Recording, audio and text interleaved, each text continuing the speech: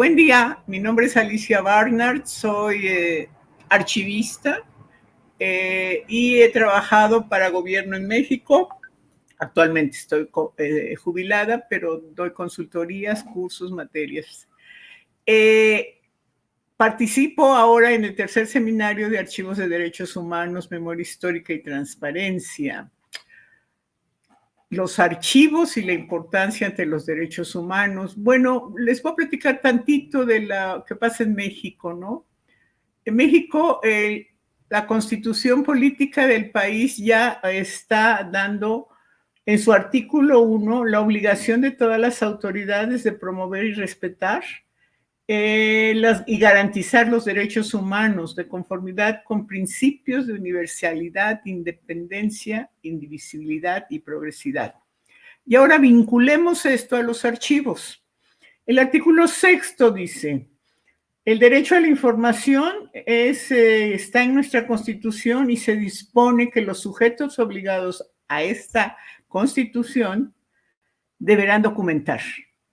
Y aquí viene algo muy importante en términos de la situación que se vive en el ambiente de los archivos digitales, que voy a retomar un poquito más adelante. ¿Qué pasa además en México? Pues hay una serie cronológica sobre cómo se ha venido desarrollando el derecho humano. Sin embargo, es el 20 de febrero de 2020 que se aperturan de forma irrestricta documentaciones de la Dirección General de Seguridad y la Dirección General de Políticas Sociales entre 1926 y 1985. Esto es lo que se llamó la Guerra Sucia, donde el gobierno entrevistaba con amenazas. Recuerdo que nos contaban que algún disidente del gobierno de aquella época llegaba a la Secretaría de Gobernación, a una de estas direcciones, y le ponían enfrente un expediente que él no podía ver, pero que asumía que era de él. Y entonces ya desde ayer empezaban a torturarlo, ¿no? Porque casi siempre ese expediente estaba vacío.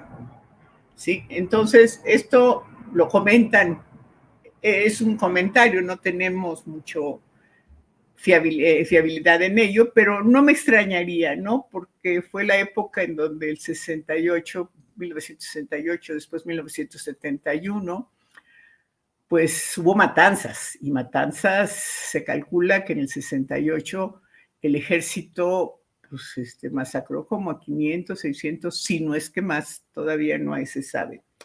¿Qué pasa entonces a partir del 20? Pues a partir del 20 se emite un acuerdo que establece las diferentes acciones de transferencia de documentos históricos a Archivo General de la Nación.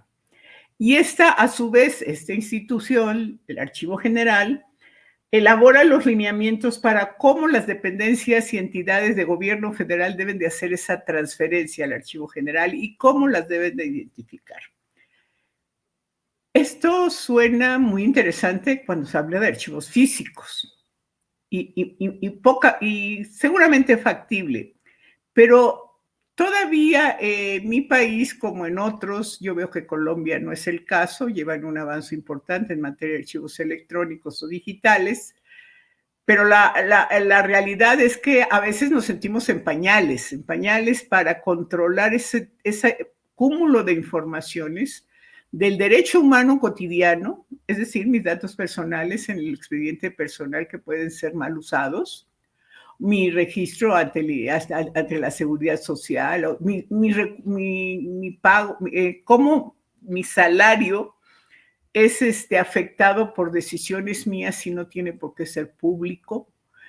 Eso es lo menos que nos pasa. Lo más puede ser más complejo, sobre todo que se está manejando información en ambiente digital. Esto me llevó a estar en Interpares desde 2005 y me lleva constantemente a que impulsemos políticas relacionadas con los archivos en el ámbito digital. Recientemente se emitió en México, se actualizó la política de datos abiertos, gobierno abierto y transparencia, donde ya se reconoce que todo lo que se publica a través de esos portales o de esa información son documentos de archivo y tienen que ser tratados como tales. Y esto es consecuencia de un trabajo de investigación que se hizo hace unos años y pues en lo personal nos da gusto que así suceda, ¿no?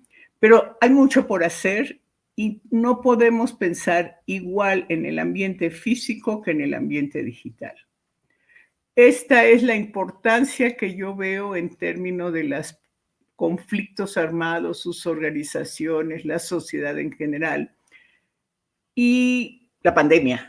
O sea, cómo se están manejando las informaciones que de alguna manera también afectan a las personas, ¿no? Entonces hay un cúmulo de información que todavía se escapa a su control archivístico desde el ambiente digital.